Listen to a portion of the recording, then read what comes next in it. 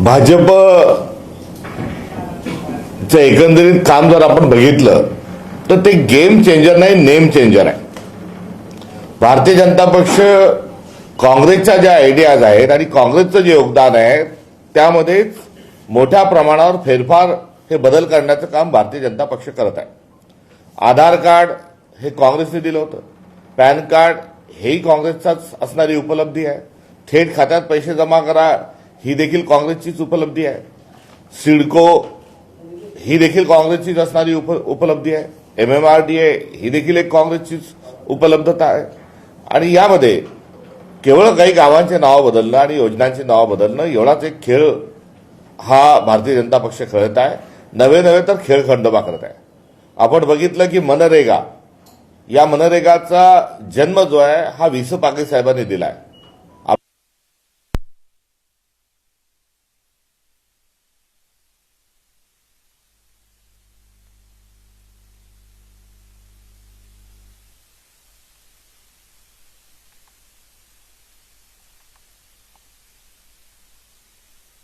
कामातच भारतीय जनता पक्षाच्या कारकिर्दीमध्ये आणि कामात राम नसल्याचं मी आपल्या सर्वांच्या निदर्शनास आणू इच्छितो. एखाद्या गोष्टीत तथ्य नसतं, एखाद्या गोष्टीत सत्य नसतं म्हणजे राम नसतं. ही परंपरेने जी शिकवण दिलेली आहे ती शिकवण ध्यानात घेता भाजपच्या कामातच काही राम नाही, शिल्लक उरलेला नाही हे देखील या ठिकाणी सांगावं असं वाटतं. आणि हे सांगत असताना जो आजचा मूळ मुद्दा या पत्रकार परिषदेचा आहे तर एकंदरीत सिडको नावाची एक संस्था काँग्रेसने स्थापन केली आणि त्यातून शहराच्या विकासाच्या अनुषंगानं महानगराच्या परिसरामध्ये विकास करावा ही भूमिका आणि हे काम सुरू असताना मुंबईच्या परिसरामध्ये जमीन अधिग्रहण करण्याचं आणि त्या ठिकाणी जमिनी विकसित करण्याचं काम सुरू झालं. आणि हे काम सुरू करत असताना भूमिपुत्रांचा जो आवाज आहे आणि भूमिपुत्रांना न्याय देण्याची जी भूमिका आहे ही न्याय देण्याची भूमिका ही ऐरणीवर आली. दिवा पाटील साहेब हे एक लोकनेते आणि त्या नेतृत्वाने दिवा पाटील साहेबांनी काय केलं तर तिथल्या भूमिपुत्रांच्या न्यायासाठी, हक्कासाठी ते लढले आणि त्यांच्या नेतृत्वात आंदोलन उभं राहिलं. त्यांचं आंदोलन प्रसंगी काँग्रेसच्या विरोधात असेल, मात्र ते काँग्रेसच्या विरोधात नाही तर भूमिपुत्रांच्या ज्या मागण्या आहेत त्या अनुषंगानं होतं. काँग्रेसच्या ध्येय धोरणाविरोधातही नव्हतं. विकास झाला पाहिजे, मात्र भूमिपुत्रांचं काय यासाठी त्यांनी एक दीर्घ आंदोलन चालवलं. भूमिपुत्रांना न्याय दिला. 12.5% विकसित जमिनीचा हिस्सा ही त्यांचीच देत. भूमिपुत्रांच्या सर्व अधिकारांचं संवर्धन, संरक्षण आणि त्यांचा लढा हा लढणं ही दिवा पाटील साहेबांची एक फार मोठी एक योगदान आहे, साधारण योगदान आहे. आणि त्या माध्यमातून अनेक वेळा ते आमदार झाले, 5 वेळा आमदार झाले, 2 वेळेस ते खासदारही झाले आणि त्यांनी एकंदरीत त्या ठिकाणी भूमिपुत्रांचा स्वाभिमान जो त्या ठिकाणी त्यांनी जागृत ठेवला आणि जो लढा पुकारला. आज मुंबई विकसित होत असताना बृहन्मुंबईच्या सोबत आजूबाजूचा मुंबईचा सगळा परिसर हा विकसित होत असताना आज या सर्व लढ्याचं स्मरण राहिलं पाहिजे आणि त्याचं भूमिपुत्राचं नाव जे आहे या सगळ्या लढ्याला दिलं गेलं पाहिजे ही असणारी एकंदरीत भावना आणि भूमिका आहे. ज्या माणसांनी, ज्या व्यक्तींनी, ज्या संघटनेनी, ज्या आंदोलनांनी त्या भागातल्या चळवळीला, लोकांना, जनसामान्यांना, संविधानाला न्याय देण्याची भूमिका ही घेतली असं एक व्यक्तिमत्व, असाधारण व्यक्तिमत्व हे दिवा पाटील साहेब आहे. आणि नवी मुंबईचा जो विमानतळ आहे या विमानतळाच्या एकंदरीत पायाभरतीमध्ये तिथल्या भूमिपुत्रांचं असणारं जे योगदान आहे ते योगदानालाही अभिवादन आपल्याला कुठेतरी करावं लागेल. नवी मुंबई असेल, पनवेलचा परिसर असेल, JNPT असेल, हे सर्व विकसित होत आहे. मात्र हे विकसित होत असताना ते कोणाच्या जमिनीवर झालं, इथला माणूस कोण होता, इथला भूमिपुत्र कोण होता हे कायमस्वरूपी आंतरराष्ट्रीय स्तरावर, राष्ट्रीय स्तरावर आणि अर्थात राज्य स्तरावरही हे अधोरेखित झालं पाहिजे. हे नाव कोरल्या गेलं पाहिजे भूमिपुत्रांचं. म्हणून नवी मुंबई विमानतळाला दिवा पाटील साहेबांचं नाव दिलं पाहिजे ही काँग्रेस पक्षाची असणारी आमची अधिकृत भूमिका आहे, नव्हे तर आग्रही भूमिका आहे. आणि या आग्रही भूमिकेच्या अनुषंगानं वारंवार आम्ही ती मागणी केली आहे. या मागणीला आमचा केवळ पाठिंबा नव्हे तर या मागणीसाठी आम्ही हवं ते करायला देखील तयार आहोत. तेव्हा या संपूर्ण पार्श्वभूमीची जी दुसरी बाजू आहे की भाजपला देवेंद्र फडणवीसांना आणि नरेंद्र मोदींना दिबा पाटील साहेबांचं नाव हे द्यायचंच नाहीये. महात्मा गांधींचं नाव एकीकडे दिलेलं नाव काढलं जात आहे देश पातळीवर, तसंच आज लोकांच्या मनात असणारं दिबा पाटील साहेबांचं नाव हे देण्यामध्ये ते कुठेतरी कमी पडत आहे. एकीकडे काढला जात आहे, दुसरीकडे दिला जात नाही. हा जो भारतीय जनता पक्षाचा जो एकदम कुटील डाव आहे, त्याचा हा जो कावा आहे, हा आपल्याला सगळ्यांना लक्षात घेतला पाहिजे. आपले मुख्यमंत्री हे फार गोडगोड बोलतात, मात्र त्यांचा हा कावा आहे की त्यांना दिबा पाटील साहेबांचं नाव हे द्यायचं नाही. देवेंद्र फडणवीस कावा न कळे ब्रह्मदेवा अशा आविर्भावात ते वावरतात. मात्र हा त्यांचा आविर्भाव आम्ही खपवून घेणार नाही. त्यांना दिबा पाटील साहेबांचं नाव द्यावंच लागेल. आणि देवेंद्र फडणवीसांचं कारस्थान काय आहे तर ते NM एअरपोर्ट अशा अनुषंगानं या एअरपोर्टचं ब्रँडिंग करायला लागलेलं आहे. जे विमानतळ जे झालेलं आहे, ज्यांना दिबा पाटील साहेबांचं विमानतळ आम्ही नामोल्लेख करतोय, या विमानतळाची जी कंपाऊंड वॉल आहे, कंपाऊंड जे घातल्या जाते, त्याला कुंपण घातल्या जाते, तिथे NM अशा अनुषंगानं त्या सिमेंटवर नावं कोरल्या जात आहेत. जे उद्घाटन झालं, त्या उद्घाटनामध्ये राष्ट्रीय सेठ अडाणी जे आले आणि तेच भाव चालले गेले देशाच्या पंतप्रधानांसोबत, त्या कार्यक्रमाचंही ब्रँडिंग हे NM नावाने झालं. शेवटी NM कोण आहे तर NM नवी आणि मुंबईचा NM नाही. हा NM म्हणजे कोण तर नरेंद्र मोदी. एअरपोर्ट हे नाव देण्याचा घाट, हा कुटील डाव, हा देवेंद्र फडणवीसांचा आम्ही साध्य होऊ देणार नाही. या एअरपोर्टला अजिबात कुठल्याच परिस्थितीत आम्ही नरेंद्र मोदींचं नाव देऊ देणार नाही. या एअरपोर्टला दिबा पाटील साहेबांचंच नाव द्यावं लागेल. हा सत्याग्रहाची भूमिका ही काँग्रेस पक्षाची आहे. आणि त्या अनुषंगानं आमचे सर्व महाराष्ट्रातील काँग्रेस पक्षाचे खासदार यांनी लोकसभेत मागणी केली आहे. पुढच्या आठवड्यामध्ये हे औचित्याच्या माध्यमातून किंवा शून्य काळामध्ये ही मागणी लोकसभेमध्ये ते उचलतील. तशाच स्वरूपामध्ये राज्यसभेमध्ये देखील ही मागणी आम्ही केंद्र सरकार पातळीवर लावून धरणार आहोत. दुसरं 22 तारखेपासून जे सर्व भूमिपुत्रांच्या अनुषंगाने एकत्रित स्वरूपामध्ये सर्व पक्षीय आणि सर्व संघटनात्मक जे आंदोलन आहे त्या आंदोलनामध्ये आमचा सहभाग राहणार आहे.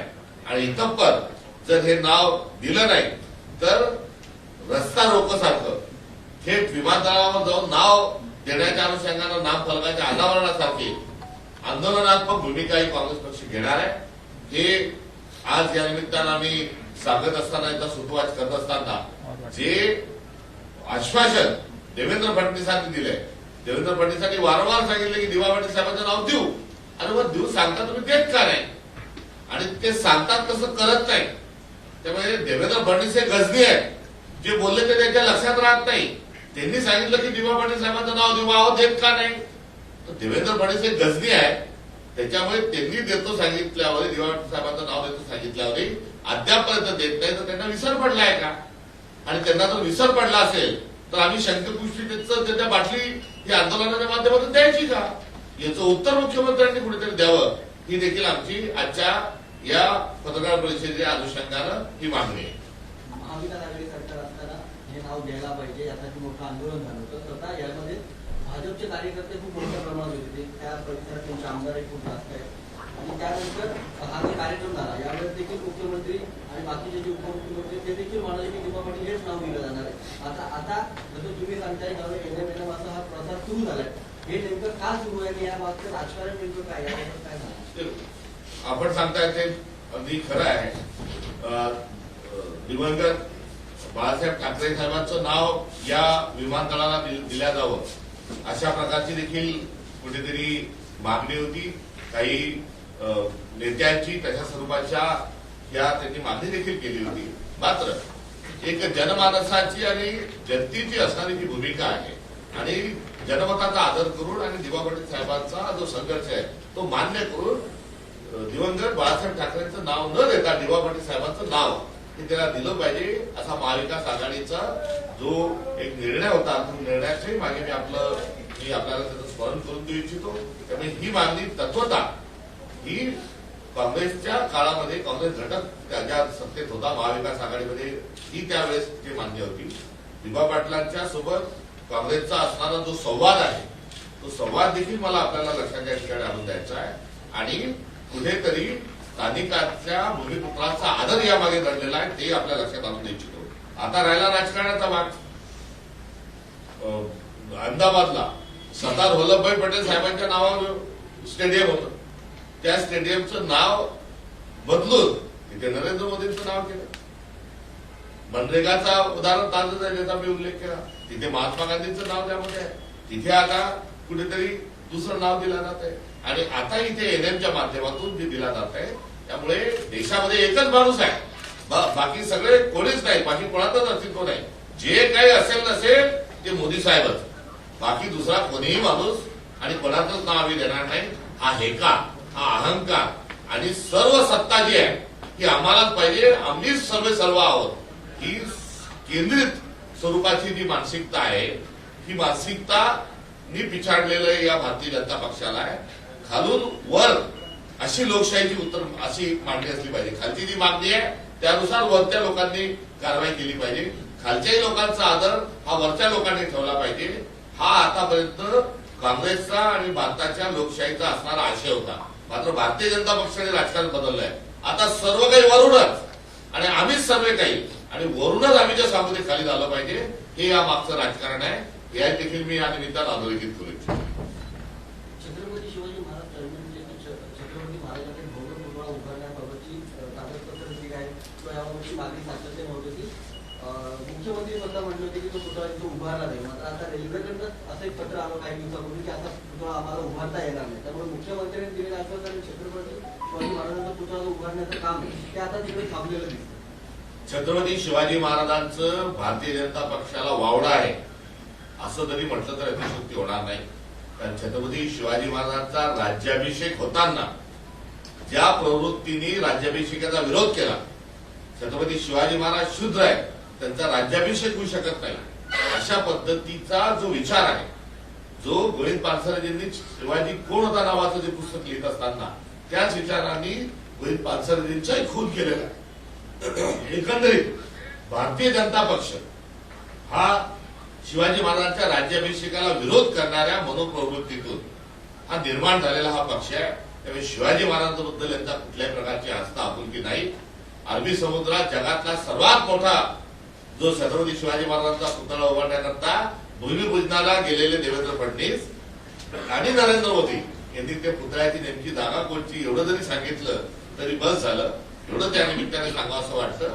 आणि जो सिंधुदुर्गमध्ये पुतळा जो पडला त्या पुतळा पडल्यामध्ये भारतीय जनता पक्षाचा जो खरा चेहरा हा लोकांसमोर आलेला आहे तो थेट विनायक दामोदर सावरकरांनी शिवाजी महाराजांच्या बद्दल केलेलं लिखाणही आपल्या समोर आहे.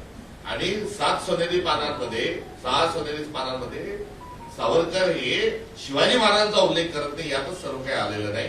त्यामुळे याच विचारसरणीला देवेंद्र फडणवीस पुढे घेऊन जात आहे. म्हणून सांगितलंय देवेंद्र फडणवीस गावा न कळे ब्रह्मदेवा. नवी मुंबई विमानतळाचा जो तुम्ही आता उल्लेख केला या सगळ्या परिसरामध्ये सिडकोकडून बांधकाम सुरू आहे. मात्र या बांधकामाचे जे टेंडर्स आहेत त्याची प्रक्रिया सुरू असताना अंतिम क्षणी ते टेंडर सगळं थांबवण्यात आलेले आहे. नगर विकास खात्याकडून हे सगळं काम चालू असताना आपल्या इच्छित कॉन्ट्रॅक्टर त्यांना हे सगळं काम देण्यासाठी हे कामं थांबवण्यात आल्याचा आरोप आता सध्या या सगळ्या परिसरात. लाडका ठेकेदार योजना जोरात सुरू आहे. मेगा कन्स्ट्रक्शन नावाच्या कंपनीला कशा पद्धतीनं सरकार नियम डावलून नियम बदलून कशा पद्धतीनं कॉन्ट्रॅक्ट देत आहे हे आपल्या समोर आहे. आपली सुप्रीम कोर्टात देखील 4000 कोटीचा भ्रष्टाचार झाल्याची फटकार देखील जी लावण्यात आलेली आहे तशाच पद्धतीने त्याच धर्तीवर हा नंगानाच हा देवेंद्र फडणवीस एकनाथ शिंदे आणि अजितदादांच्या माध्यमातून सुरू आहे. तुतार दिबा पाटील साहेबांच्या एकंदरीत आणि भूमिपुत्रांच्या अनुषंगानं आमची रायगड पनवेल आणि एकंदरीत नवी मुंबईतलं सर्व काँग्रेसचं संघटन आज आपल्या सगळ्यांच्या समक्ष या ठिकाणी आहे. आणि हा लोकांचा मुद्दा हा पुढे घेऊन जाण्याशिवाय काँग्रेस पक्ष राहणार नाही याची देखील गावी या निमित्ताने आपल्याला द्यावी. या सरकारच्या दुसऱ्या मंत्र्यांना राजीनामा द्यावा लागलाय. आता ते हॉस्पिटलमध्ये ऍडमिट त्यांच्यावर उपचार करून अटकेची तलवार त्यांच्यावर सगळं राजकारण कसं आहे. आतापर्यंतच त्यांना अटक का झाली नाही आणि तर राजीनामा देणारे कोण लागतात त्यांचं सदस्यत्व जे आहे ते रद्द करा. त्यांचं विधानसभेचं सदस्यत्व रद्द केलं पाहिजे, त्यांना मंत्रिमंडळातून हाकलून लावलं पाहिजे, बरखास्त केलं पाहिजे. हे सरकार त्यांचं लाडपूर्वक आहे. त्यांच्या दिमतीला यांनी पोलीस ठेवलेलं आहे आणि चोराच्या दिमतीला पोलीस ठेवणारं हे करंट आणि वाटोळ महाराष्ट्रात लावणाऱ्या सरकारचा या निमित्ताने मी धिक्कार करतो. शिवसेनेच्या नेत्या आहेत सुषमा अंधारे यांनी थेट उपमुख्यमंत्री एकनाथ शिंदे यांच्या भावावरती गंभीर आरोप केले की त्यांच्या जागेवरती ड्रग्सचा हा सगळा कारखाना सुरू होता. त्या 145 करोडच्या आसपास हे सगळं कारखाना सील करण्यात आलेला आहे आणि मात्र एकनाथ शिंदे किंवा त्यांच्या भावाने हे सगळे आरोप ते फेटाळले. या संदर्भामध्ये अंमली पदार्थाचा कारखाना हा एकनाथ शिंदे यांच्याशी थेट संबंधित व्यक्तीकडून आणि त्यांचे लागेबांधे असणाऱ्या जागेवर सुरू असल्याचा आरोप हा काँग्रेस पक्षाने रेड झाल्याच्या काही तासातच केला होता. मी व्यक्तिशः या संदर्भात ट्विट आणि जे काही आपल्याला माहिती दिली होती ती पब्लिक डोमेनमध्ये आजही देखील कायम आहे आणि तेव्हापासून 7-12 नाव कोणाचं आहे आणि खासदार पुत्रांनी फोन करायला लावल्यावर 40 लोकांना कसे सोडले याची इत्तंभूत माहिती आपण जर माध्यमांमध्ये जर आमच्या काँग्रेसच्या आणि माझ्या पेजवर गेला त्याची क्रोनॉलॉजिकली कसा या ठिकाणी काय चाललंय याची माहिती ही दिलेली आहे. मात्र जनाची नाही तर मनाची देखील लाज देवेंद्र फडणवीस आणि एकनाथ शिंदेमध्ये आता राहिलेली नाही. कारण या संदर्भात कारवाई तर सोडाच, आज सकाळी जी वॉशिंग मशीन आहे सर्वात मोठी भारतातली, जी सगळ्यांचे काळे कारनामे लगेच क्लीन चिटच्या माध्यमातून देऊन मोकळे होते, आज त्याच देवेंद्र फडणवीसांनी आज सकाळी या प्रकरणात एकनाथ शिंदेचा काहीच संबंध नाही अशा प्रकारची क्लीन चिट देऊन ते मोकळे झालेलेच आहे. त्यांची क्लीन चिट म्हणजे तेच आरोपी आहेत असं अधोरेखित करणारा हा दस्तावेज आहे. आपण किती पैसे खायचे, किती भ्रष्टाचार करायचा याची काही सीमा आहे? 50 खोके एकदम ओके, आता हे मागे पडले, आता 100 खोक्यांची बात व्हायला लागली. विविध विकास कामांच्या माध्यमातून आपण भ्रष्टाचार केला, पैसे लाटले, सरकारच्या जमिनी विकून आपण पैसे लाटले, यावर आपलं समाधान झालं नाही तर आता एमडी सारखे ड्रग्ज विकून आपण पैसे कमवतात. लाज वाटली पाहिजे या सरकारला. आणि एकनाथ शिंदे साहेब आपल्या संबंधित लोक जर असं कृत्य करत असतील तर आपण महाराष्ट्राची माफी मागितली पाहिजे.